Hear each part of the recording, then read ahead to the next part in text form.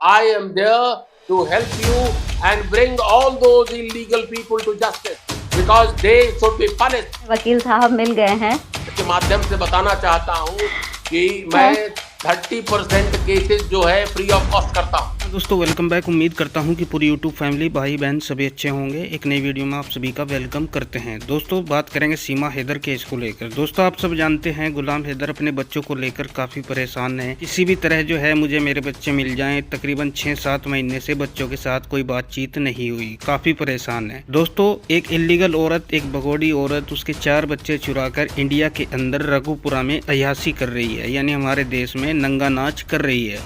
तो इस पर जो है बजाते रहो न्यूज़ की ओनर हमारी बहन शिरवानी, उनकी एक वीडियो आई। उस वीडियो में जो है उनके साथ शशांक देव जो सुप्रीम कोर्ट के बहुत बड़े वकील हैं दोस्तों, वो उनके साथ जुड़े और उन्होंने जो है ऐलान कर दिया है कि जो लोग यानी इलीगल तरीके से हमारे देश में घुसे हैं इनके खिलाफ़ बड़ी कार्रवाई करेंगे। और उन्होंने ऐलान कर दिया है कि मेरी कोई फ़ीस नहीं होगी और मैं जो है फ्री जो है हेल्प करूँगा, यानी एक इंसानियत के नाते। दोस्तों बहुत ही अच्छी वीडियो है और बहुत ही अच्छा काम वकील साहब ने जो ये ऐलान किया, बहुत ही अच्छी बात है। दोस्तों एक बार आप भी सुने, देखें, समझे और इसे ज़्यादा से ज़्यादा शेयर करें। सुनिए। सीमा हैदर के 4 बच्चे का पिता गुलाम हैदर जो पाकिस्तान में है, चीख रहा है, चिल्ला रहा है, रो रहा है, हर तरह से प्रयास कर रहा है। उसने अभी एक कागजात के तौर पे उसने साबित किया कि उसका और सीमा का तलाक नहीं हुआ, क्योंकि तलाक को लेकर भी तमाम तरह की बातें हुई थी। ये कहती थी कि 6 महीने से दूर था, उसकी वजह से जो है तलाक हो गया, और अगर पति-पत्नी के बीच अगर संबंध नहीं बनते हैं 6 महीने के भीतर तो तलाक माना जाता है। लेकिन इसके ऊपर तमाम तरह की बातें हुई, जिससे ये साबित हो गया कि तलाक नहीं होता है तब तक कि जब तक जो पति है, जो आदमी है महिला का, वो उसको तलाक नहीं उसका एक्सेप्ट करता, तब तक नहीं माना जाता। तो इससे तो साबित हो गया। अब मैं बताऊँ कि जो 4 बच्चे हैं, 4 बच्चे के लिए गुलाम हैदर एक पिता तड़प रहा है। उसको लेकर यहाँ पर मतलब एक होता है ना कि पिता के दर्द को समझने की बात है। क्या एक पिता को अपने बच्चों से प्यार नहीं होता है? चाहे कह रहे हैं कि उसकी पहली पत्नी थी, दूसरी पत्नी थी, भाई चाहे कितनी भी पत्नी हो, बच्चा तो बच्चा है, बच्चे से तो प्रेम होगा ही पिता को। लेकिन उस बच्चे को लेकर ना केवल तमाम तरह की बातें उस पिता पर की गई, और उसके ना केवल उसके जो प्रोफ़ेशन है कि वो ऑटो चलाता था और बाहर भाग गया था अपनी पत्नी को छोड़ के। ये वकील साहब तमाम तरह की बातें करते हैं एक पिता के लिए। क्या इस तरह की बातें करना शोभा देगा? या देता है? देखिए, क्या जैसे मैंने आपको पहले भी बताया कि वकील का काम कानून के अंदर करने का होता है, वकील का काम कोर्ट में होता है, वकील का काम मीडिया में ज़रूर होता है, लेकिन मीडिया में वही बात कर सकते हैं जो कानून सम्मत हो। आप किसी के बारे में कोई ऐसा स्टेटमेंट नहीं दें कि अखंड भारत का ये अखंड भारत है। ये अगर इस तरह की अगर बात होती है तो वो वकालत नहीं होती है, वो राजनीति होती है। और राजनीति करना जो है वो गलत बात होता है। अगर किसी के पीड़ा के ऊपर अगर राजनीति किया जाए तो ये गलत है। इससे निकालना चाहिए क्योंकि ये हमारे संसाधनों के ऊपर कब्जा किए हुए हैं और यही कारण है कि हमारे यहाँ बेरोजगारी है।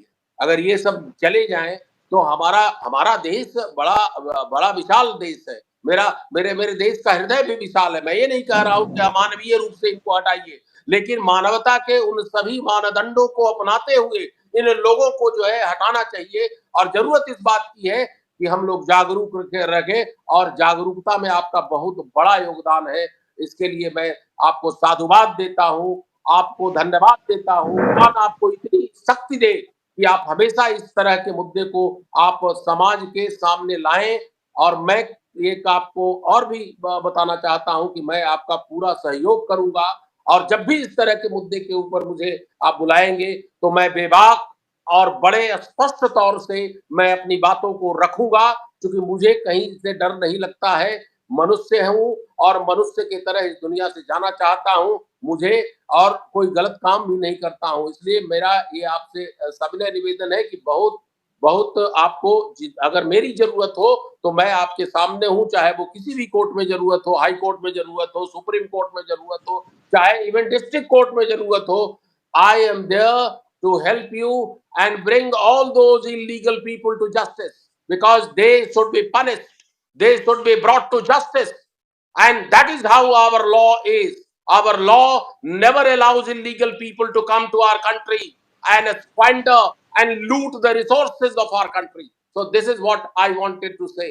Namaskar. Thank you very much. हम बहुत ज़्यादा आज खुश हैं वकील साहब। और सुन लीजिए मेरी यूट्यूब की फैमिली, आप ढूंढ रहे थे ना कि कोई वकील तो सामने आए, तो लीजिए हमें वकील साहब मिल गए हैं। और वकील साहब अपना चार्ज भी बता दीजिए। नहीं, मैं क्योंकि आपको आपके माध्यम से बताना चाहता हूँ कि मैं 30% केसेस जो है फ्री ऑफ कॉस्ट करता हूँ। 30%। तो ये तो और अच्छी बात है कि हमें अपने मतलब ये जो एक टेंशन था कि हमारा ये खर्चा कौन बियर करेगा, तो उसको लेकर भी देखिए हमारी जो मुहिम है, हम पूरी तरह से जुड़े हुए हैं। और वकील साहब का धन्यवाद करेंगे कि वकील साहब हमारे इस मुहिम में जुड़े हैं। And thank you so much वकील साहब, क्योंकि मैं चाहती थी कि आप जैसे वकील का सहयोग हमें मिले और ये जो गंद जो हमारे देश में मचा है उसको जल्द से जल्द खत्म किया जा सके। कानून के उन सभी प्रावधानों को मैं बताऊंगा। मैं कानून के उन सभी प्रोविजनों को बताऊंगा जो किसी को न्याय देने में सहयोग करे। और मैं आपको बता देना चाहता हूं कि व्यक्ति मानवता से बढ़कर के कोई सेवा नहीं है और मानवता से बढ़कर के कोई फीस नहीं है। और अगर मानवता के लिए मैं अगर काम करता हूं तो भगवान भी मुझे आशीर्वाद देंगे। ये पैसा तो यहीं खर्च हो जाएगा। जी बिल्कुल, कुछ लेके नहीं जाना है। हम लोग को कुछ भी लेके नहीं जाना है, सब यहीं रह जाना है। तो ये चीज जो है मैं बता दे रहा हूं, क्योंकि ऊपर एटीएम नहीं है, एटीएम नीचे ही होता है। तो अगर मैं पैसा कमा भी लेता हूं तो क्या कर रहा है वो, उस पैसे का क्या उपयोग है जो मानवता के लिए काम नहीं आए।